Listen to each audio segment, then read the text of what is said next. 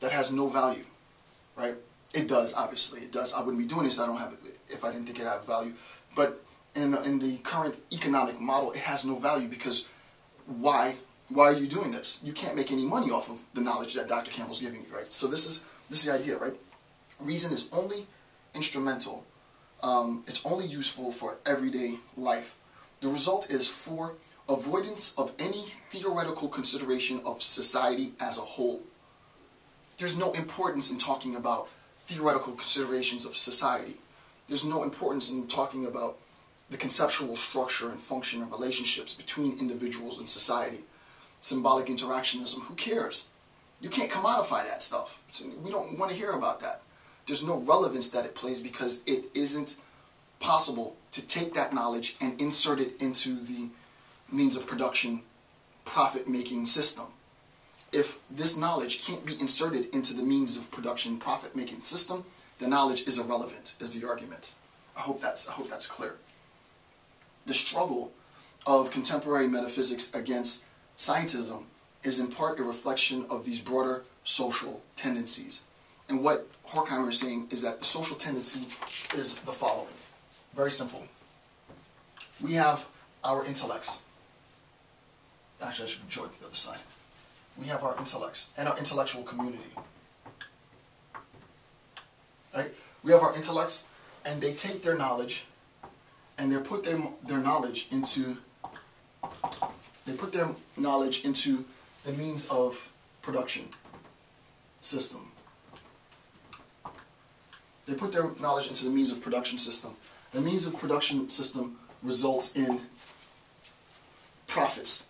So what ends up happening, if you want to see this, is he doesn't say this directly, right? And I don't want to put words into Horkheimer's mouth.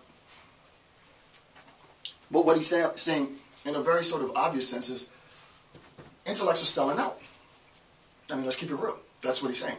He's saying our members of our intellectual community are selling out. Why are they selling out? They're selling out for profit. Right? Later we'll also see that there's a certain sense of credibility associated with this, and I'll talk about that in a second. But at this level, you're selling out for money. Right? You're taking your ideas, and this is a generalization, of course, but you're taking your ideas and you're putting it into the means of production, money-making system, and that knowledge that you have is generating money. Rather than using that knowledge that you have and instead putting it into increase of social value. And the question is, what would happen? This is the point, right? What would happen if our intellects use their knowledge to increase social value? The point is, the result would be a better society, right? The result would be that we'd be living in a better... But that's just so hallmark card vague and fuzzy, right? The intellect that I have, the knowledge that I have, that I contribute to the world in the videos, in my YouTube channel, I think is contributing to a better society. But what does that mean? How do you assess that? You can't assess that. There's no empirical way of assessing that, yes, in fact, Dr. Campbell, what you're doing is making society better. I don't even know that it is, right? The point is, it's so much more tangible. It's so much more explicitly verifiable in this sort of positivist sense to say, listen, we can't assess that. Let's put your knowledge into the system of making money. And we know how good, we know how smart you are. Because the smarter you are is the more money you're able to generate off of your thoughts. So for me as an academic, Dr. Campbell can't be, a lot of those social scientists can't be as smart as the physicists. A lot of the social scientists can't be as smart as more empirically based scientific disciplines because their intellect isn't readily able to generate money. Right? So there is a pressure that we feel, and I'm telling you from someone within the ivory tower. Right? There is a pressure that we feel as academics to make sure that our thoughts are always commodified. How much grant money are you able to secure? What are you able to do with that? What can you take your knowledge and get donors to contribute, and on and on and on. It's always the pressure for us within the academic, and this is not to cry and whine about it, but there is a pressure within the academic community to be able to convert our ideas into money. And this is precisely what Horkheimer is saying is the problem. Right? This is precisely the problem. So, movement-specific note, right? So middle of page 2. Oh, I already said. Oh, I said that already. Discredit critical reasoning. Oh, I'm on number 3. Sorry. So one way of hiding the real cause of the present crisis is to discredit critical reasoning as a decisive factor, except for its professional application to industry. This is a professional application to industry. Reason is a useful instrument only for purposes of everyday life. The result is an avoidance of any theoretical consideration of society as a whole. Our knowledge is used to make money. The struggle of contemporary metaphysics against scientism is in part a reflection of the broader social tendencies. So the synthesis at the bottom of page 2. 1.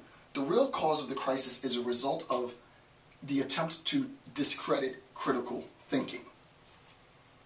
The first part that you need to recognize is, and this is more abstract, right? But if you're going to follow what Horkheimer is saying, part of the economic crisis, in a very general sense, in a very broad sense, probably too abstract for most, is the fact that individual citizens, John and Jane Doe, aren't taking the time to refine their critical thinking skills.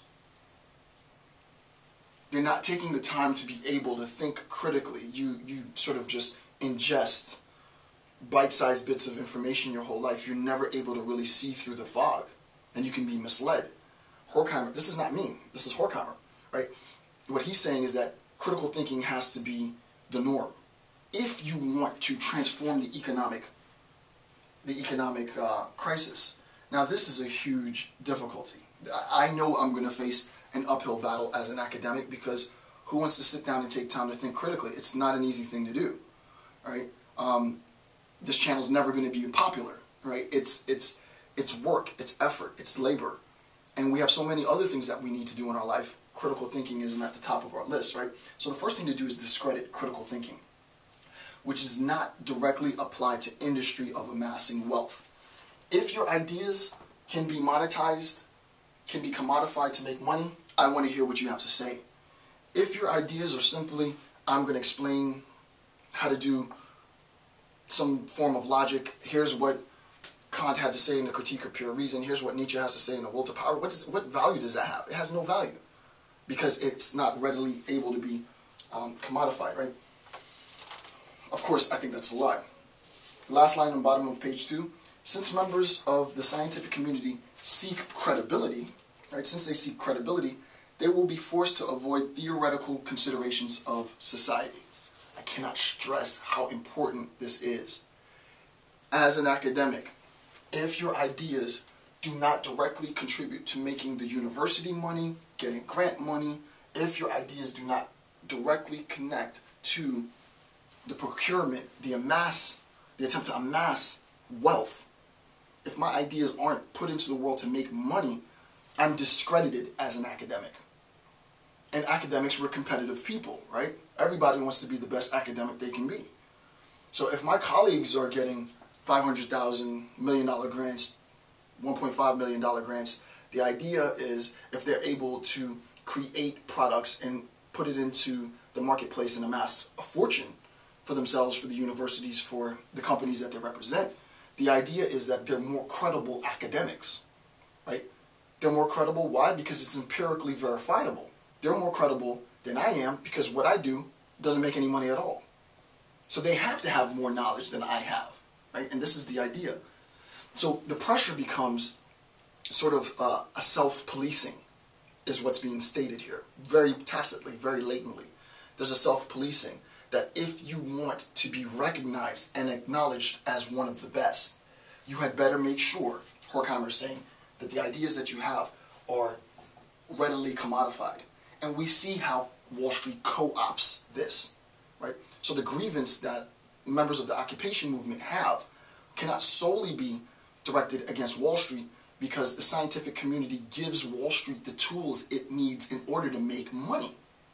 And I'll talk about that in the next section of a phenomenal video that I saw on TED, and I'll direct you to the link. So, movement-specific note, top of page 3.